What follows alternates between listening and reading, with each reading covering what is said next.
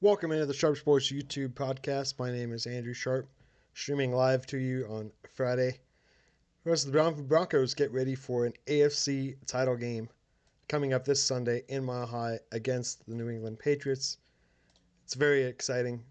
It's been 10 long years since the Broncos were in one of these, including some very low points for the Broncos, in which they had several one-and-done coaches, countless quarterbacks, and quite frankly, we're a bottom five team for a little while in the NFL. But the Broncos country and the Broncos are back, including, safe to say, Broncos legend Champ Bailey will be firing up the fans for the AFC title game.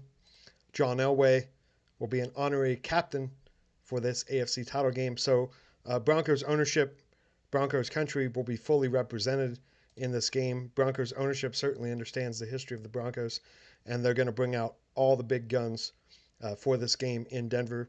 It's very exciting. It's great to have this game back in the Mile High City. I mean, there have been four of these since I lived here. 2005 with Jake Plummer and the Steelers. Unfortunately, the Broncos lost. Peyton Manning hosting the AFC title game here and making it to the Super Bowl, unfortunately losing to Seattle. And then one more time playing the Patriots.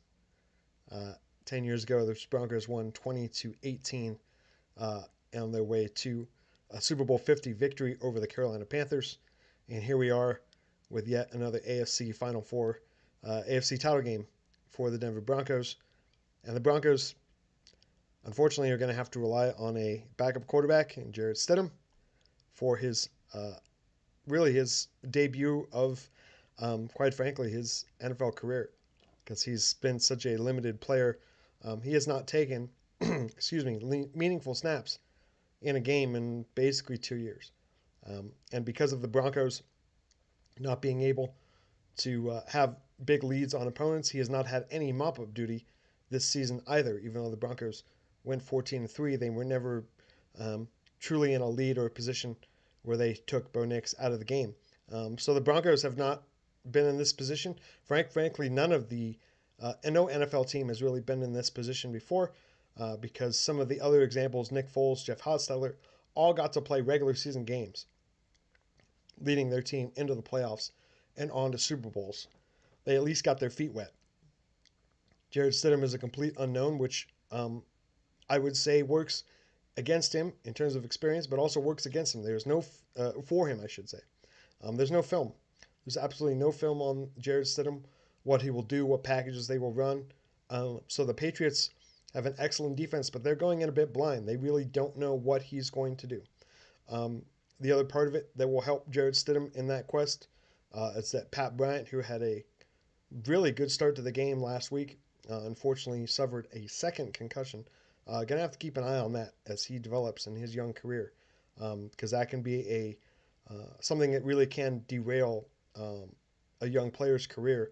Multiple concussions, not being able to stay out of concussion protocol. But he is back. Pat Bryant is back.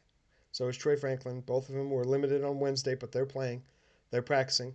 And the bigger one, of course, is Broncos managed to get a second straight day of practice time from J.K. Dobbins.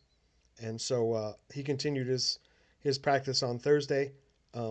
It's hard to say. I don't know what he's going to be like coming in essentially cold, given the fact that this was his first practice since suffering the Liz Frank, the foot injury, on November 6th against the Vegas Raiders. So we're at January 23rd, November. So basically pre-Thanksgiving is the last time that J.K. Dobbins played a down football. I have no idea what to expect from J.K. Dobbins, but I would tell you that the Broncos need all hands on deck. Any players that are questionable are going to play this game, because it's a game for the Super Bowl. So unless you absolutely cannot go like Bo Nix and you were actually injured, if you're hurt, you're playing in this game. And quite frankly, the Broncos need him. They need everybody on hands on deck as they're rushing. The Broncos' rushing attack really went down considerably by an average of about 20 to 30 yards, if not more, once he was out. And honestly, for the Broncos, I have no idea what to expect for this run game, considering they're going up against the Patriots, who in two combined playoff games have allowed in 2 games less than 20 points combined and less than 500 yards of offense combined. So the Broncos and Jared Stidham have their work cut out for them. However, I would also argue that this is why Sean Payton is coach of the team. This is why Sean Payton makes crazy big boy $19 a year money, is to figure out, okay, you're a chef now, and we've given you some weird ingredients. Make a dish, make it happen, Sean. And I think that he can, but it's going to look more conventional. There's going to be, I would imagine, less running by the quarterback, which honestly at this point, you don't want Stidham to get hurt in the game because then you're really going down the rabbit hole of trying to win a game with a uh, really inexperienced backup quarterback in Ben DiNucci. So you don't want to get Jared Stidham killed in this game. And the Patriots have a D line and linebackers that will hit you. So try to keep Jared Stidham as clean as possible for this game would be ideal. And I would also say to Jared Stidham that I understand that things have not quite worked out in the way that you see them. As at the end of last year's training camp, you thought that you were still in contention to get the starting job over Bo Nix, despite him drafted as a first round pick, which I would say is not realistic by Jared Stidham. But I understand being a competitor. Him and Jared Stidham, Bo Nix, I should say, and Jared Stidham go way back. There's been pictures around the internet of them floating back when Jared Stidham was a starting quarterback for the Auburn Tigers, and Bo Nix was a high school senior visiting, and would eventually commit to the Auburn Tigers. Obviously, finish his career with the Oregon Ducks after leaving Auburn. But these two have known each other a long time, which I'd say is a good thing. And competition, guys are competitive, man. We're talking about NFL jobs, NFL starting quarterback jobs. There's only 32 of them. It's very competitive, and if you get one and you get a second contract, you make a lot of money. So these guys are hyper competitive, which is honestly how they got to the NFL in the first place. And if they weren't that competitive, I'd be a little worried. Speaking of being a little worried, and all that we're talking about Jared Stidham, one of the other pieces of the game that will be quite interesting um, is that Denver weather has been, I was talking about it quite a bit, Denver weather has been quite mild this winter until Sunday. Sunday, we are going to get a mix of snow showers and wind and very inclement weather coming to the Denver metro area, especially because they are supposed to hit a little bit earlier in the day, and because of the fact that Denver and Seattle are the two host cities for the Final Four this year of the NFL.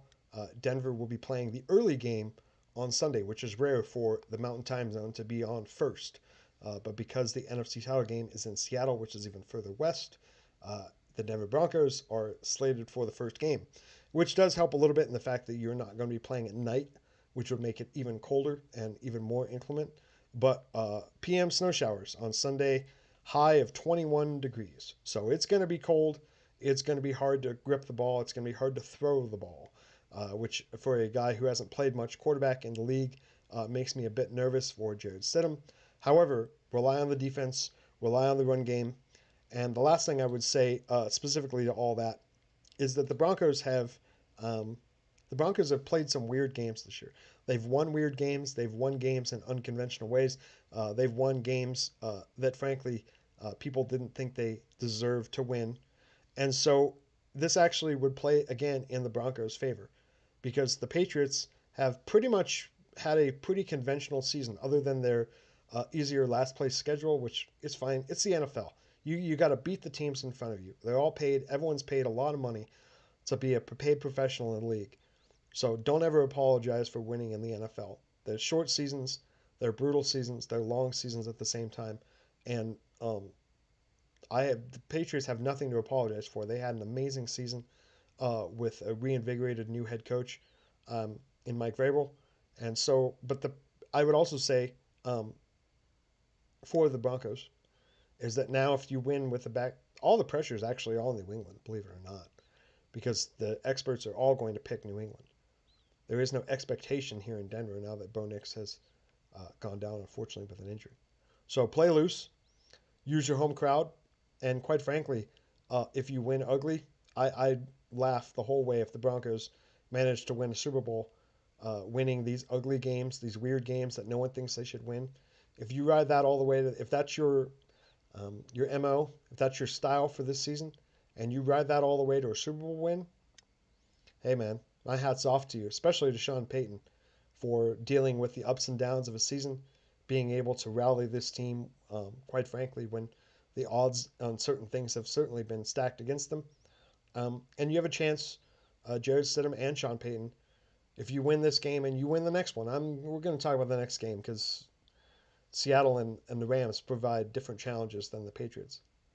But if you win this game in Denver and ride this to a Super Bowl appearance, um, I think your legacies in Denver certainly change, and the narrative undoubtedly changes quite a bit. And it's a one game scenario. You don't have to play a best of seven series against the Patriots. It's one game. So ride your defense, use J.K. Dobbins to his best of his ability. Come up with a game plan, Sean. I'm sure you have. I'm sure you've been working on it with Stidham all week. Come up with a game plan that the Patriots aren't quite ready for.